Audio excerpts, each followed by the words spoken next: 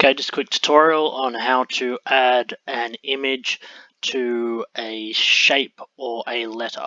So you want to grab your text tool. Sorry, let me just delete that. Alright, text tool. Choose your letter, going with X. Drag it down to here.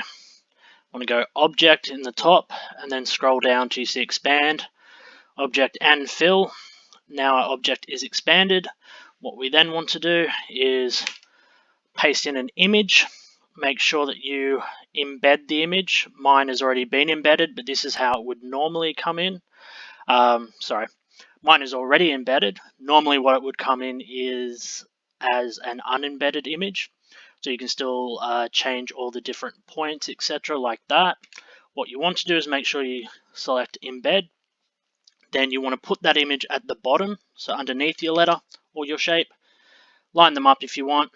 Then select both, right click, make clipping mask. There you go, easy as that.